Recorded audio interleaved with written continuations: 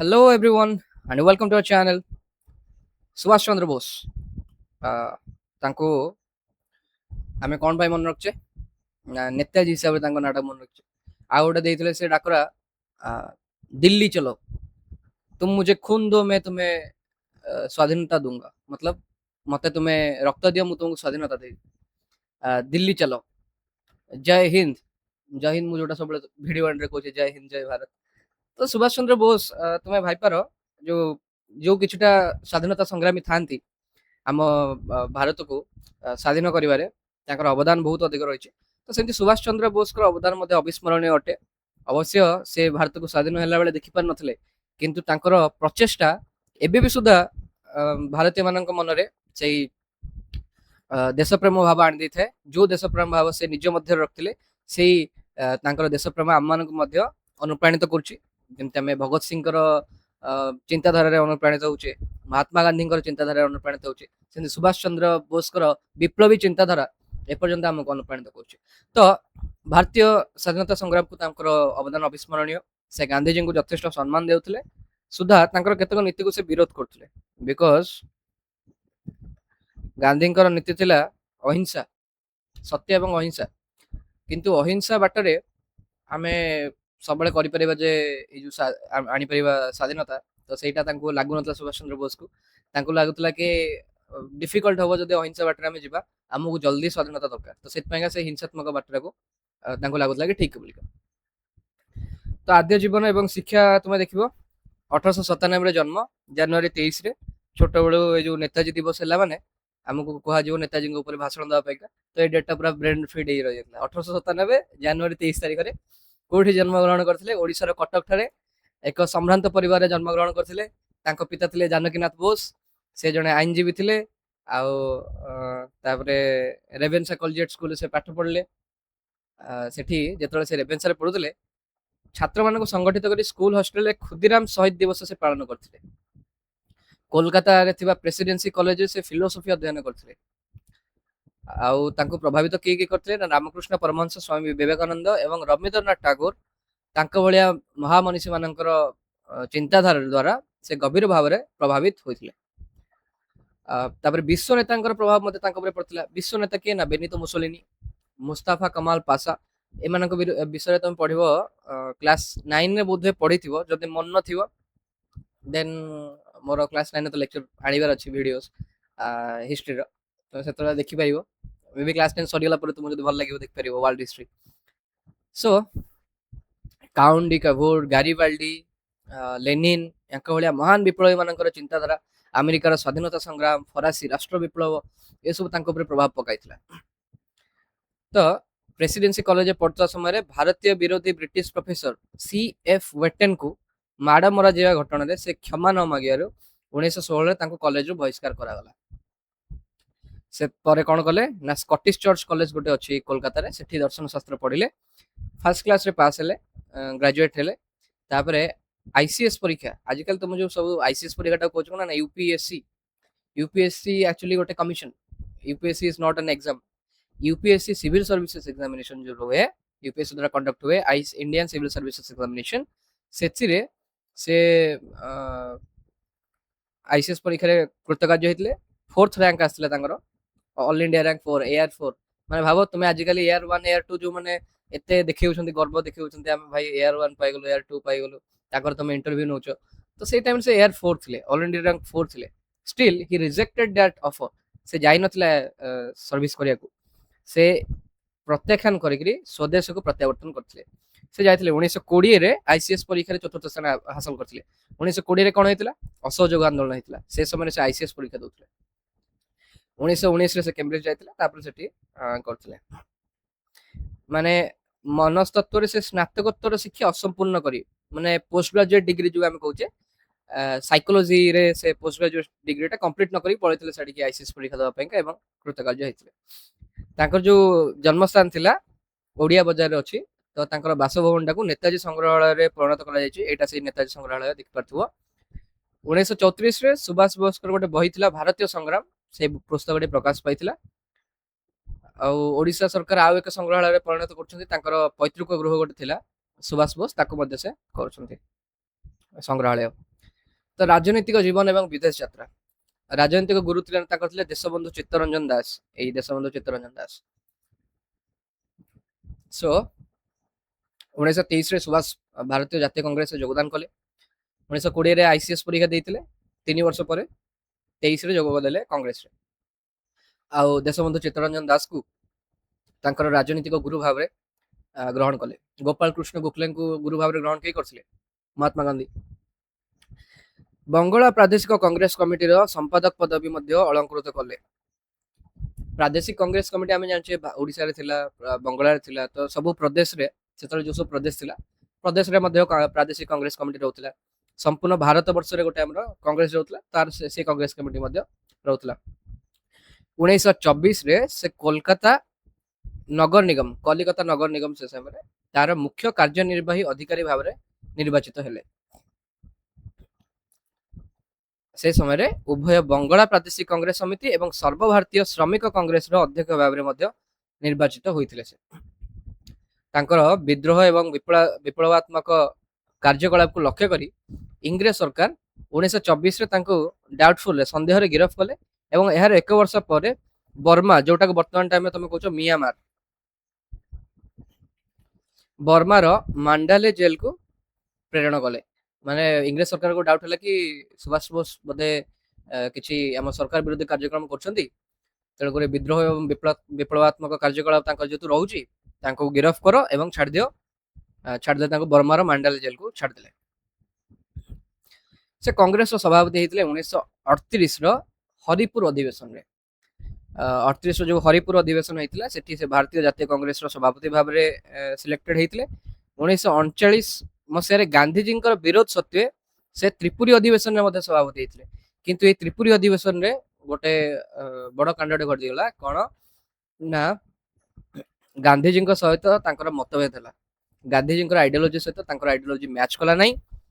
ତେଣୁ ସୁଭାଷ ଚନ୍ଦ୍ର କଂଗ୍ରେସ ତ୍ୟାଗ କରିକି 1939 ମେ 3 ତାରିଖରେ ଫରୱାର୍ଡ ବ୍ଲକ ନାମରେ ଗୋଟେ ନୂତନ ରାଜନୈତିକ ଦଳ ଗଠନ କଲେ। ସେ ଟାଇମରେ କଂଗ୍ରେସ ଗୋଟେ ଥିଲା, ତାପରେ ଆମର ମୁସଲିମ ଲିଗ ଆଉ ଗୋଟେ ଦଳ ଥିଲା, ପପୁଲାର ଦଳ। ତ 1939 ବେଳକୁ ଆହୁରି ବି ଛୋଟ ମୋଟ ଦଳ ବି ବହୁତ ପଳେଇ ଆସିବ, କିନ୍ତୁ ଫରୱାର୍ଡ ବ୍ଲକ ନାମରେ ସେ ଗୋଟେ ନୂଆ ରାଜନୈତିକ ଦଳ ଗଠନ କଲେ। କାହିଁକି ନା ଗାନ୍ଧୀଜୀଙ୍କ ସହିତ ତାଙ୍କର ପଡିଲା ନାହିଁ ଏବଂ କଂଗ୍ରେସ ଛାଡ଼ିଦେଲେ। ତ 1940 ଜୁଲାଇ 2 ତାରିଖରେ ସୁଭାଷ ଚନ୍ଦ୍ର ବୋଷ ଗିରଫ ହୋଇଥିଲେ ଏବଂ ଇଂରେଜ ସରକାରଙ୍କ ଦ୍ୱାରା କୋଲକାତାରେ ନଜରବନ୍ଦୀ ରୂପରେ ତାଙ୍କୁ ରଖାଯାଇଥିଲା। ତ ୟା ପରେ କଣ ହେଇଛି ନା, ଗୋଟେ ବଢିଆ ଏସ୍କେପ୍ ସୁଭାଷ ଚନ୍ଦ୍ର ବୋଷ କରିଛନ୍ତି। 1941 ରେ ଭାରତ ଇତିହାସରେ ଏକ ଦୁଃସାହସିକ ଘଟଣା ଘଟିଥିଲା। କଣ ଘଟିଥିଲା?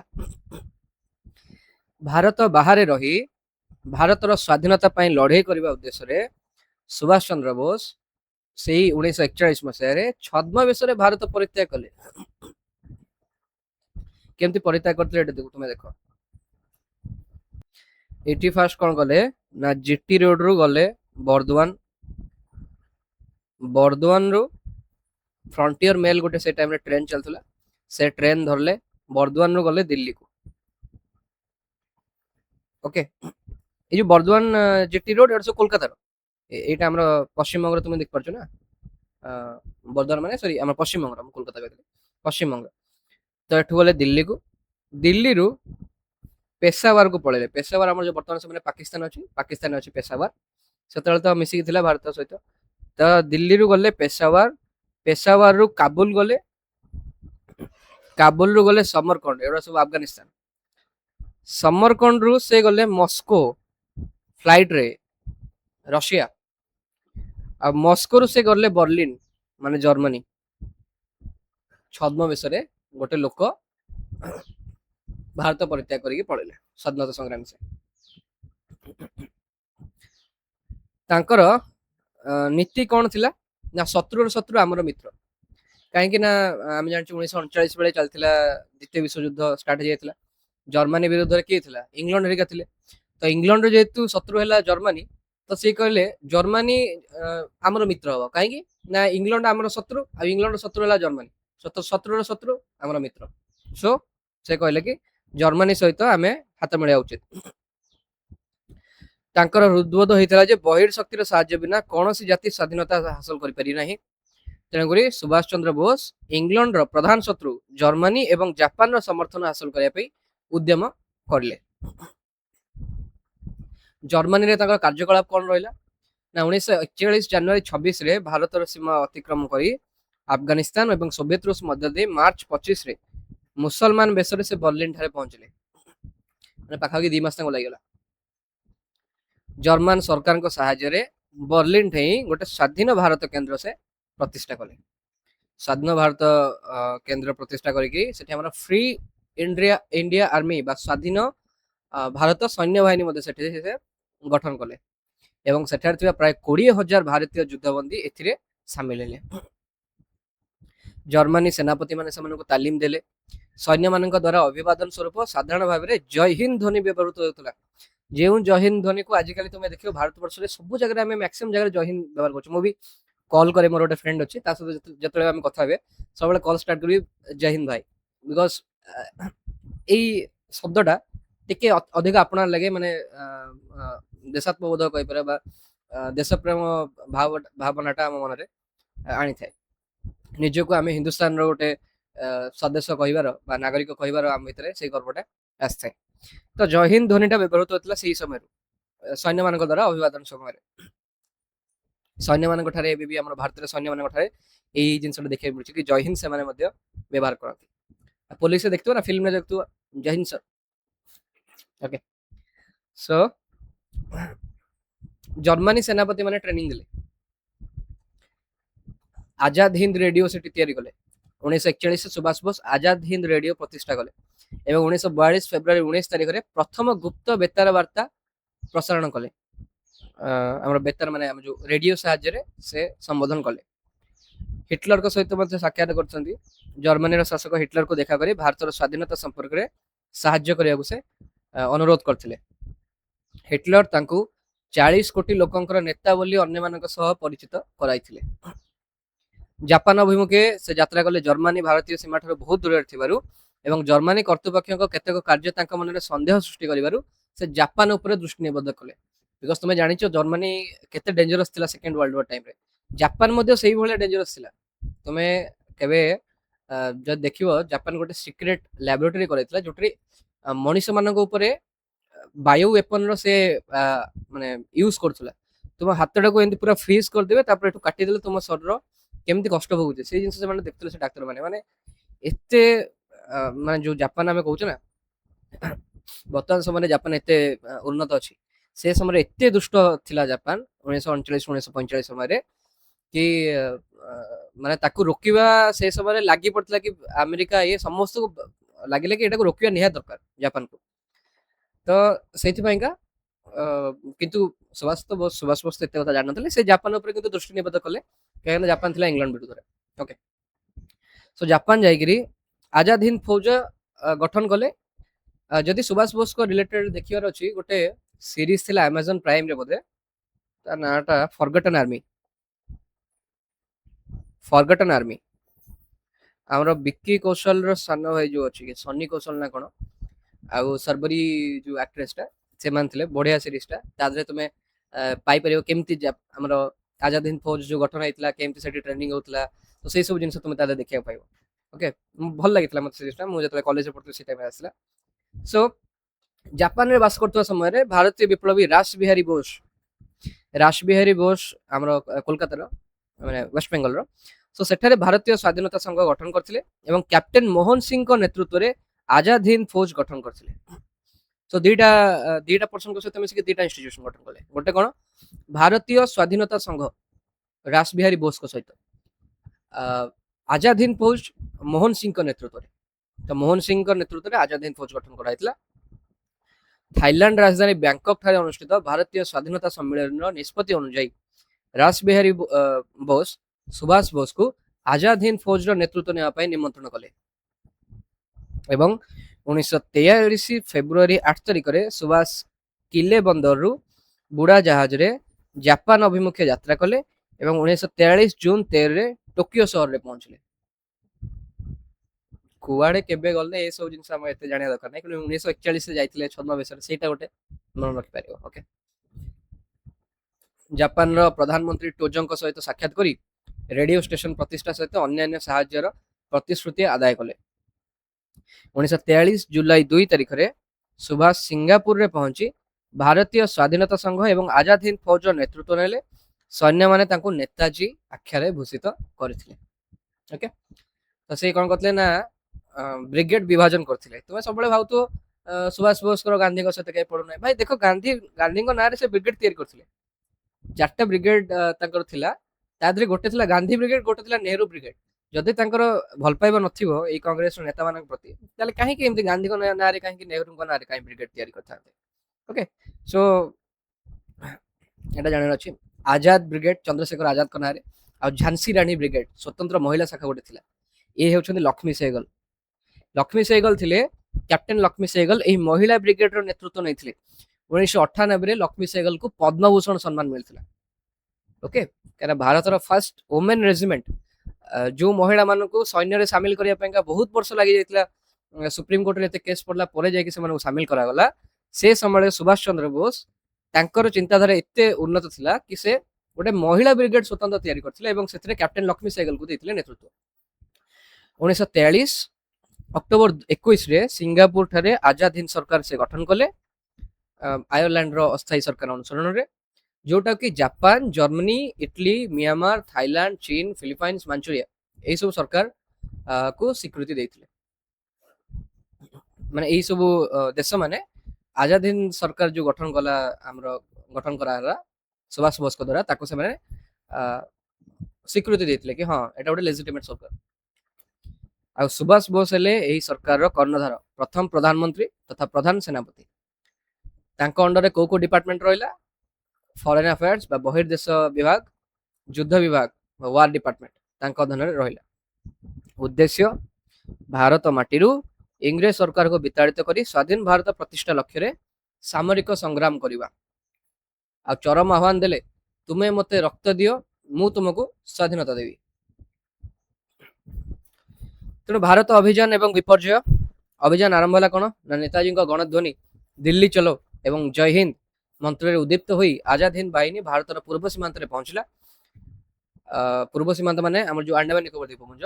1943 ନଭେମ୍ବର 6 ତାରିଖରେ ନେତାଜୀ ଜାପାନ ଠାରୁ ଆଣ୍ଡାମାନ ଏବଂ ନିକୋବର ଦ୍ୱୀପପୁଞ୍ଜର ଦାୟିତ୍ୱ ଗ୍ରହଣ କଲେ ଏବଂ ଉକ୍ତ ଦ୍ୱୀପପୁଞ୍ଜକୁ ଯଥାକ୍ରମେ ଶହୀଦ ଏବଂ ସ୍ୱରାଜ ଦ୍ୱୀପ ଭାବରେ ନାମିତ କରିଥିଲେ।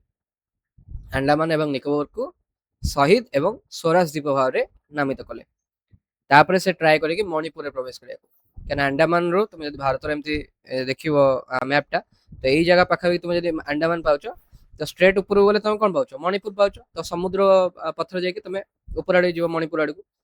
ତ ସେ କଣ କଲେ ନା ମଣିପୁରରେ ପ୍ରବେଶ କରିବାକୁ ଟ୍ରାଏ କଲେ। 1944 ମସିହା ଏପ୍ରିଲ ମାସରେ ଆଜାଦ ହିନ୍ଦ ଫୌଜ ତତ୍କାଳୀନ ମିଆଁମାର ପାରି ହୋଇ ମଣିପୁର ରାଜ୍ୟରେ ପ୍ରବେଶ କଲା ଏବଂ ଆଜାଦ ହିନ୍ଦ ଫୌଜ କୋହିମା ଦଖଲ କରି ସେଠାରେ ଭାରତୀୟ ପତାକା ଉତ୍ତୋଳନ କରିଥିଲା ଏବଂ ମଣିପୁର ରାଜଧାନୀ ଇମ୍ଫାଲ ଦଖଲ କରିବା ପାଇଁ ଅଗ୍ରସର ହୋଇଥିଲା।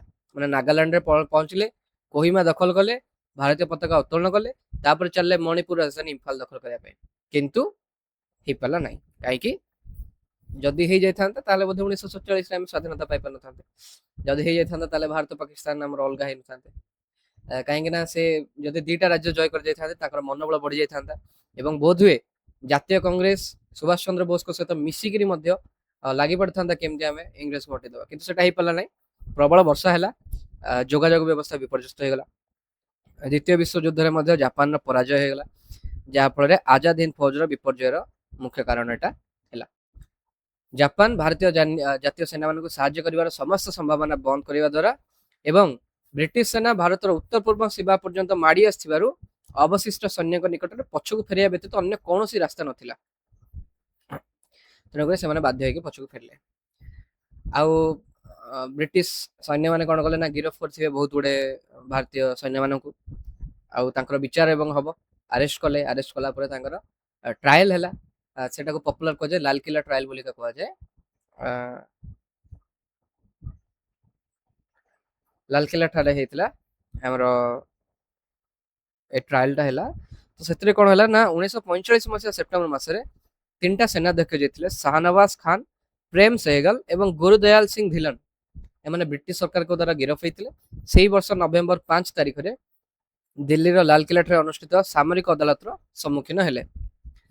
ସମସ୍ତ ରାଜନୈତିକ ଦଳ ଯେମିତିକି କଂଗ୍ରେସ, ମୁସଲିମ ଲିଗ, ଭାରତୀୟ କମ୍ୟୁନିଷ୍ଟ ପାର୍ଟି ନେତୃବୃନ୍ଦ ତଥା ଜନସାଧାରଣ ଆଜାଦ ହିନ୍ଦ ଫୌଜର ସୈନ୍ୟମାନଙ୍କର ମୁକ୍ତି ଦାବି କରିଥିଲେ। ଏଠି ତୁମେ ଦେଖ କେସ୍ ଲଢିବା ପାଇଁ ଆସୁଛନ୍ତି ଜବାହରଲାଲ ନେହେରୁ, ଭୁଲ୍ଲୁ ଭାଇ ଦେଶାଇ, ତେଜ ବାହାଦୁର ସାପ୍ରୁ, ଆସଫ ଅଲି, ଏମାନେ ସମସ୍ତେ ମୋକଦ୍ଦମା ଲଢିଲେ କାହା ସପକ୍ଷରେ? ଆଜାଦ ହିନ୍ଦ ଫୌଜର ସୈନ୍ୟମାନଙ୍କର ସପକ୍ଷରେ ଏବଂ ବିଜୟ ମଧ୍ୟ ପାଇଲେ।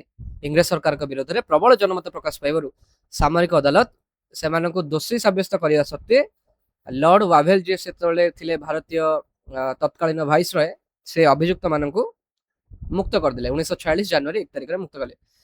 ମାନେ ଅବଶ୍ୟ ମାନେ ମୋକଦ୍ଦମା ଲଢିଲେ ଏମାନେ, କିନ୍ତୁ ବ୍ରିଟିଶ ତ ଏଇଟା ତ ତୁମେ ଜାଣିପାରିବ ବ୍ରିଟିଶ ସେ ଟାଇମରେ କେଉଁ ଭଳିଆ ଶାସନ କରୁଥିଲା। ତ ସେମାନେ କଣ କଲେ ନା ଦୋଷୀ ସାବ୍ୟସ୍ତ କରିଦେଲେ, କିନ୍ତୁ ବିଜୟ କିନ୍ତୁ ଭାରତୀୟ ମାନଙ୍କର ଅଲ୍ଟିମେଟଲି ହେଇଥିଲା। କାହିଁକି ନା ଏତେ ପରିମାଣରେ ଜନମତ ଯୋଉ ମିଳିଥିଲା, ତ ଲର୍ଡ ୱାଭେଲ ଅଭିଯୁକ୍ତ ମାନଙ୍କୁ ମୁକ୍ତ କରିଦେଇଥିଲେ। ଓକେ, ସୁଭାଷଙ୍କର ମୃତ୍ୟୁ ଏବଂ ତାତ୍ପର୍ଯ୍ୟ। 1945 ଅଗଷ୍ଟ 18 ତାରିଖରେ ଜାପାନର ଫର୍ମୋଜା ଦ୍ୱୀପରୁ ଟୋକିଓକୁ ଯାଉଥିଲା ବେଳେ ବିମାନ ଦୁର୍ଘଟଣାରେ ମୃତ୍ୟୁବରଣ କରିଥିବା ସମ୍ବାଦ ପ୍ରକାଶ ପାଇଥିଲା। ଅବଶ୍ୟ ଏହି ମୃତ୍ୟୁକୁ ଅନେକ ସତ୍ୟ ବୋଲି ମନେ କରନ୍ତି ନାହିଁ, କିନ୍ତୁ ଏହା ପରେ ଇଂରେଜ ସରକାର ଆଜାଦ ହିନ୍ଦ ଫୌଜକୁ ନିଷିଦ୍ଧ ଘୋଷଣା କଲେ। ଆଜାଦ ହିନ୍ଦ ଫୌଜର ତାତ୍ପର୍ଯ୍ୟ କଣ ରହିଲା ଦେଖ। ଘୋଷିତ ଲକ୍ଷ୍ୟ ପୂରଣରେ ସମ୍ପୂର୍ଣ୍ଣ ସଫଳ ହୋଇନଥିଲା ଆଜାଦ ହିନ୍ଦ ଫୌଜ, କିନ୍ତୁ ଏହାର ଅଭିଯାନର ଫଳ ଥିଲା ସୁଦୂର ପ୍ରସାରୀ। ଆଜାଦ ହିନ୍ଦ ଫୌଜ ସଂଗ୍ରାମର ତତ୍କ୍ଷଣିତ ଫଳ ହିସାବରେ ଭାରତୀୟ ନୌସେନା ବ୍ରିଟିଶ ଶାସନ ବିରୋଧରେ ବିଦ୍ରୋହ ଘୋଷଣା କରିଥିଲା। ନେତାଜୀ ସୁଭାଷ ଚନ୍ଦ୍ର ବୋଷ ଭାରତ ବର୍ଷର ସ୍ୱାଧୀନତା ଦାବିକୁ ଏକ ଆନ୍ତର୍ଜାତିକ ପ୍ରଶ୍ନରେ ପରିଣତ କରିଥିଲେ। ଦ୍ୱିତୀୟ ବିଶ୍ୱଯୁଦ୍ଧର ଶେଷ ପର୍ଯ୍ୟାୟରେ ଭାରତର ସ୍ୱାଧୀନତା ଆନ୍ଦୋଳନ ମଉଳି ଯାଇଥିଲା ବେଳେ ଆଜାଦ ହିନ୍ଦ ଫୌଜର କାର୍ଯ୍ୟକଳାପ ଏହାକୁ ନବଜୀବନ ପ୍ରଦାନ କରିଥିଲା। ଏଠି ଦେଖ, mister Subhash Chandra Bose dead, succumbs to injury from air crash, announcement by JAP News, Japan News Agency। So କିଛି ଥିଲେ ଏଇଭଳି ବିପ୍ଳବୀ ଥିଲେ ଆମର ନେତାଜୀ। ସବୁବେଳେ ଆମେ ତାଙ୍କୁ ମନେ ରଖିବା ଉଚିତ। ତାଙ୍କର କଣ୍ଟ୍ରିବ୍ୟୁସନ ବହୁତ ଭଲ ଥିଲା, ଅତ୍ୟନ୍ତ ଇମ୍ପୋର୍ଟାଣ୍ଟ ଥିଲା, ଆମେ କହିପାରିବା ଗୁରୁତ୍ୱପୂର୍ଣ୍ଣ ଥିଲା। ଯେମିତି ଗୁଣ୍ଡୁଚି ମୂଷା ଗୋଟେ କହିପାରିବା ଆମର ରାମଙ୍କର କଣ ସେଟା ବନ୍ଧ ତିଆରିରେ, ସେତୁ ମଧ୍ୟ ନିର୍ମାଣରେ ଯେମିତି ତାଙ୍କର ଦେଇଥିଲେ ଯୋଗଦାନ ଦେଇଥିଲେ, ସେମିତି ସୁଭାଷ ଚନ୍ଦ୍ର ବୋଷଙ୍କ ଯୋଗଦାନ ମଧ୍ୟ ବହୁତ ବଢିଆ ଥିଲା। ବିଶେଷ କରି ତାଙ୍କୁ ଆମେ ସବୁବେଳେ ମନେ ରଖିବା ଏଇ ଜୟ ହିନ୍ଦ ପାଇଁକା, ତ ମୁଁ ସ୍ପେଶାଲି ମନେ ରଖେ ନେତାଜୀଙ୍କୁ। ଓକେ, ସୋ ଆଶା କରୁଛି ଭିଡ଼ିଓଟି ଭଲ ଲାଗିଥିବ। ଭଲ ଲାଗିଥିଲେ ଲାଇକ୍ କରିବେ, ସେୟାର କରିବେ, ସବସ୍କ୍ରାଇବ କରିବେ, କମେଣ୍ଟ ଦେବାକୁ ଭୁଲିବେ ନାହିଁ। ଏତିକି ଆମେ ରଖୁଛୁ। ଧନ୍ୟବାଦ। ଜୟ ହିନ୍ଦ, ଜୟ ଭାରତ।